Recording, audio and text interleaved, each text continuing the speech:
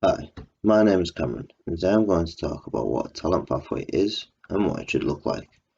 To start with, we should note that the talent pathway is not a linear path to professional sport, but a winding road of ups and downs.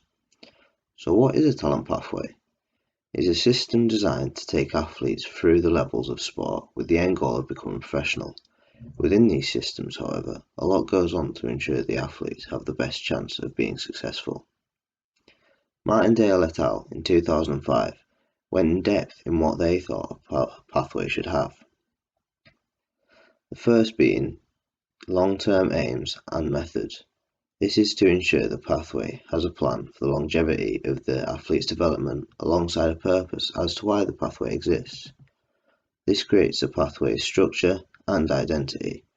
It is important for the talent pathway to have this, as it creates a trustworthiness and good reputation. The second is to have a coherent messages and support for the athletes. This is essential as it creates a positive coach-athlete relationship and an environment for them to feel comfortable being open and honest. This leads on to having good support networks for the athletes in case they need it. This is also where there is an opportunity to introduce role models and make the most of their input and influence. The third is appropriate development, not early success. As mentioned earlier, it is vital that the pathway is there for the longevity of the athlete's journey and not just there for some success and then leave them. The pathway has got to provide stages of progression so that the athlete has a framework to climb up and develop. However, at the same time, the pathway must create an environment that promotes autonomy and intrinsic motivation for the athlete. It is important to give the athlete responsibilities as they develop to increase their independence. This is important as they develop and get older, as they will be responsible for getting themselves to training and matches, but also for their nutrition and self-motivation. Another consideration is putting the emphasis on the bigger picture and that winning does not define how successful you will be later in your development, but hard work and determination will. The fourth and final area is individualised and ongoing development. This is about the pathway being flexible and tailored to each individual and their differences.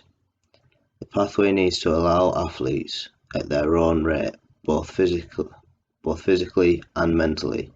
It also needs to help individuals with their own perceived personal barriers, as everyone will run into their own along the way. This is also where the feedback and reviews should be personalised and individual to the athlete, as they will be at different stages and will need to improve in different areas. The general conception of a talent pathway is that athletes work their way up through the stages gradually in a linear path to professional sport. However, the pathway to professional sport is unique for each athlete. There is no set path as things change as you grow up. For example, the choice you make after finishing school could influence your sporting journey. If you stay on at sixth form, you may be able to continue developing at the same club. However, if you go to college, you may have to move away from home, therefore you may have to change teams. Similarly, if you go to university, you may have to move away from home for most of the year. This may force you to change teams. This can influence your path to professional sport, as it could fast-track your development by moving to a club with better coaching staff and facilities, but it could also hinder your progress by either not fitting in well at the club, or the university culture could change your mindset towards participating in sport, plus many more. In a study done on promising track and field athletes by Dr. Eystein Enokson across a 25-year period, he found that the highest dropout rate occurred when the athletes were 17 years old. This shows that as the athletes begin to ascend to their heights of their career, there is a big risk of dropouts. In conclusion, a talent pathway needs to be tailored towards each individual athlete, as there will be barriers and changes that are personal to each one of them.